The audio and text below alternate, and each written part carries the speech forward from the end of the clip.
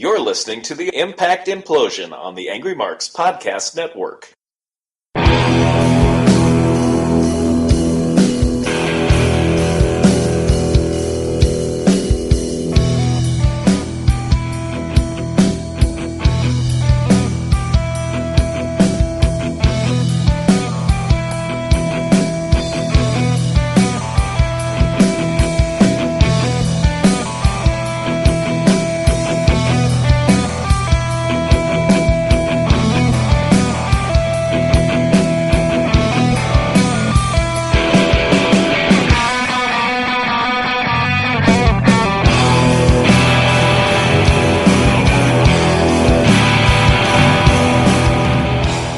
It is May 17th, 2018 is another episode of the Impact Implosion here on the AngryMarks Podcast Network. As always, I am Seth Drake, and on the other end is the under to my pressure, Mr. Mike Poland. I gotta say, which one of us is Freddie Mercury and which one of us is David Bowie? Well, I'm saving that for 2 weeks from now when I that's was hoping actually... so.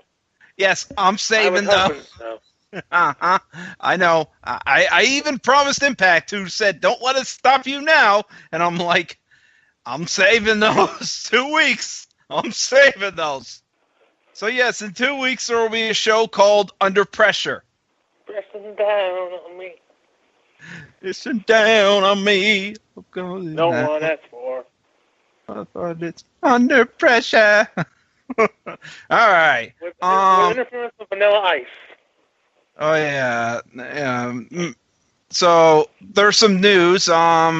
Rich Swann is coming to Impact, apparently. They can't handle this. Can anyone handle this? Maybe. Also, Gail Kim underwent surgery. Again? Last night, food poisoning. I had an appendix Irvine surgery. cooked her a bad meal. It wasn't him, but yeah, I know. She was diagnosed with appendicitis. She thought was food poisoning, but apparently was appendicitis, which means you had to get your appendix removed. Oof. There's a big difference between those two things. Oh, yeah! Yeah. One's a little more serious. One requires an appendectomy. And the other probably doesn't require going to the hospital. You're just sick for a couple days. But at least Gail Kim finally sold something. Hard not to. Well, it's hard not to sell that one. It's kind of a little kind of hurts. I've never had it, but I've heard people who had it. Hurts. I think my mom had it when she was pregnant with my sister. That's anyway, on to the show. Double whammy. Double whammy. Cyrus says on why he left Impact again. Basically, they weren't doing anything for his image and his brand and stuff, and whatever. We'll see you in a few months, Tyrus. No, hopefully we don't. His brand was pathetic as it was. The Tyrus brand. Yeah, the brand. The best part was when he was a Funkasaurus. Hey, at least we got me out of that. Oh, yeah. Let's forget the other one. Melina versus Lisa Fox girl? Cameron. Freaking Cameron, who wants to pin somebody when a woman's on their stomach. No, turn her over, Kamala. Yeah, even the ref's like, I can't count it in. Ref's like, her shoulders aren't on the mat. You know how pinning works. Anyway. You remember how pinning works? Seriously. Girl, bye. Yeah. So, yeah, that was all the news. Anyway, onto the show. It's already made that our main event will be Grand Champion Austin Aries and X Division Champion Matt Sydal facing Latin American Champion of AAA Chocolate and World Champion Pentagon Jr. An all champions match. Mm-hmm. Except three of them are actually at Impact champions. So yeah, and again, Josh is doing commentary alone. Goody. Except for one match. Except for one match, and we'll get to that. So we start off with a World Tag Team title shot as the Big Bad Daddies defend against the 1 week team of Z&E. Z&E! Yeah, they won one match and get a tag title shot. How does that? Gentlemen, Impact's tag division. Yep. So yes. And you think WWE's tag division is bad. Oh yeah. Also, there was a nice Codebreaker Code Red double team move by Z&E. German suplex. No, it was not a code. It was not a German. It was a Code Red. No, was it? Yeah. Looked like a Codebreaker into a German. No, it wasn't a German. Okay, Z&E win the tag titles. Scott Steiner accidentally hits Eli Drake with a chair. And Everett does a shooting star press, standing shooting star press on him. And we have new champions after a week of team. Yeah. Although crazy Scott tries to injure one of them by throwing a chair at him. You beat us, I'm throwing a chair at you. Yeah, Everett, throwing a fucking chair at him. Everett had to get out of the fucking way. With them backstage. And Petey Williams comes in to say, "Hey!" Yeah. Do that one. Yes. And then Madison Rayne joins the VR Dome because, of course, she's now the knockout you break glass in case you need an old knockout who's won the title a bunch of times. And, of course, she's calling the match for Josh. Yep, her husband. And unfortunately, the next match is Tessa Blanchard's Impact debut match against Kiera Hogan. Kiera Hogan. Who has had some really bad matches. Yes. And the best part is, this was her best match, which was nothing. Which was her getting her ass kicked. Oh, she's long for this industry. Oh, yeah. She's long. So, Tessa Blanchard won with the Hammerlock DDT. Yeah. Which is a generic finisher that you see everyone do these days. Yep. Yeah. Tessa Blanchard beats up Kiera some more. And then Madison comes in the ring to chase her off. We'll see that match in 2 weeks. Yep. So, backstage, that match for 2 weeks. Grado decides to be a fucking idiot and goes to Jimmy Jacobs and Congo Kong and uses them attacking Joseph Park. Oh, by the way, the person who attacked people with the X did not attack anyone this week. But yeah, they accuse Congo Cat and Jimmy Jacobs of doing that. And Jimmy Jacobs like, dude, we beat Abyss. That's all we cared about. Now, we can put you in the hospital if you... And Cattery's like, you're not going to let those boys talk to you like that. He's going to fight you anytime, anywhere. And they're like, okay. Okay. Okay. Oh. How about next? Next. That's what's happening. Oh, yeah. So, yeah, Katarina. So, yes, a replay of the Eddie Edwards, Sammy Callahan feud. And then Congo Cat versus Grado. Yay, this match. Fucking match. This match. Well, oh, no, first, we had a Pentagon's promo where he has subtitles now. And by the way, he calls our boy Chocolate the Chocolate Champion. Yep. So, yes, Grado, you need to stop wearing sunglasses indoor at night. You're not Corey Hart. To be a jobber. And this is a comedy match that is bad. Good comedy versus bad comedy. Yes. Bad match. This was just bad. And Congo Cat wins with a top rope splash. This match was freaking horrible. Katrina goes to check on Grado, but fucking leaves him as he's getting his ass girlfriend. Yep. So he's getting his ass kicked by Congo Cat, and I'm like, okay. And they're trying to do the same thing they did to Johnny Mundo, which is fuck up his face.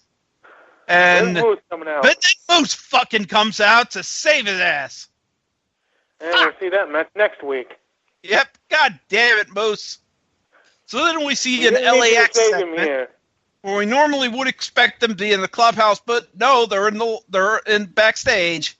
They're talking about how shit has gone down, and the helm's not Trevor Lee and the cult of Lee, Trevor Lee and freaking Caleb Conley decide to be assholes about it. Where's Conan? Where's your belts? Yeah, where's your belts, boys? Yeah, where's Conan? Last time we almost beat you for those belts. Where's Conan for it? So yes, they just basically just say, fuck off. We're out of here. So then we go backstage. Tommy Dreamer says this street fight between him and Sami Callihan at my show, House of Hardcore, should be fucking it, but Eddie's like, it's only over when I say it's over. It should finish things. And we go to Fort Wayne, Indiana. Yep. For a House of Hardcore match that this time, thankfully, will have no DQ in it. Unlike the last House of Hardcore match. So Josh tries to says, put yourselves in Eddie's shoes. Have sympathy for the man. And I'm like, yeah, I think the sympathy went by when he kept going and he accidentally hit his wife. And then left his wife in the fucking hospital with a guy who's still there, who's at the same hospital. The guy you're trying to protect your wife from, still there in the same room. Yeah. So Eddie Edwards, this is actually an okay street fight. Highlight of it is Eddie Edwards hitting Sami Callihan with a Coke can. I thought originally it was a Coke bottle, but it was a Coke can. Sami hits to get out of here for a 2 count. Then Sami front suplexes Eddie into 2 chairs, 2 count.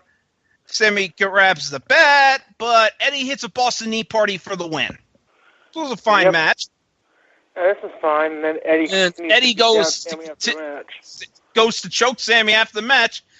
And House of Hardcore security has come in, and Eddie attacks them, and Dreamer wants to talk. And they're actually more confident than Impact security. Yeah, and Impact goes into security. We come back, and where in the world is Brian Cage this week? Well, he's in Canada facing Facade. You might remember, if you're anyone like me, you might remember Facade was in a stupid-ass movie called Pro Wrestlers versus Zombies that I inducted into Monster Crap several years ago. That starred the late Roddy Piper, had also starred Shane Douglas, Hacksaw Jim Duggan, I think we talked about this on here, I'm pretty sure. Matt Hardy, and Kurt Angle. What a cast. Yes. And it also has Sylvester Terkay in it. So yeah. And not Elijah Burke. Nope. So yeah, Facade's also in it. And yeah, Facade gets eaten by one of the zombies. What a cast. Yeah, what a cast. Oh, by the way, Facade gets his ass kicked in an edited to hell match that Brian Cage won with his other finisher, Weapon X. Which we probably could have gotten this whole match if we wouldn't have had the Tongo Congrado thing. I know. So then we get the funeral of Rosemary. My God, the casket's on fire. Yeah. Basically, they bring a casket from a cemetery to the woods. Rosemary sprays mist on the Sue Young sprays mist on the casket, and it catches on fire. Oh, that's odd. Yeah. Either. So I'm guessing maybe Sue Young has a side job as a fire breather. She's the dragon. Yeah, as one of those fire breathers in a circus or something. Fire spinner. Yeah. Well, not the fire spinner, but the one who has maybe a fire spinner, but the one who spits out alcohol and it shoots into flames. Yeah, one of those. Yeah. By the way, safe to do in a building with people in it. Segment would be creepy, except they decide to go all fucking Kevin Dunn and have a million fucking camera cuts. I was like, did you really just fucking Kevin Dunn it? So this is about the, this is a bad segment then. A segment that could have been good. It could have been good, except you over-edited it. Like you mostly do in a lot of shit. So it's time for a main event as Chocolate and Pentagon Jr. take on Matt Sydal and Austin Aries. This was a good match. Although they said Austin Aries says the Grand Championship is on par with the World Champ. I can't even finish that sentence with a straight face. The Grand Championship is on par with the World Championship, everybody. Oh, and I freaking forgot a funny segment that was pretty good. KM and Falaba. Bah! You know, those two are actually good. Surprisingly, those two have been very good together. Good I hate chemistry. both.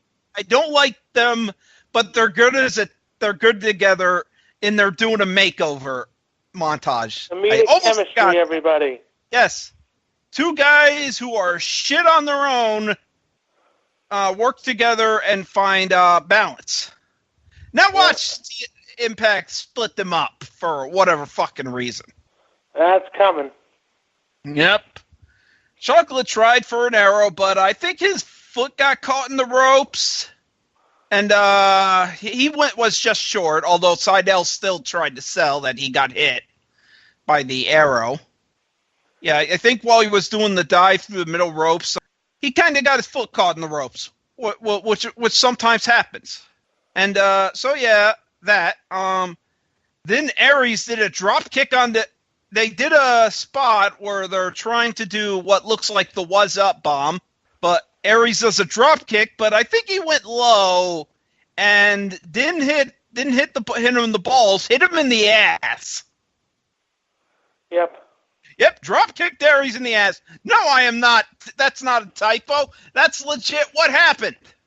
So, everybody. Really got a good point because Pentagon, Matt Sydal is going to hit Chocolate with a shooting star press. Chocolate moves out of the way, but while in the air, as he's about to hit the shooting star press onto no one, Pentagon Jr. kicks him right in the face.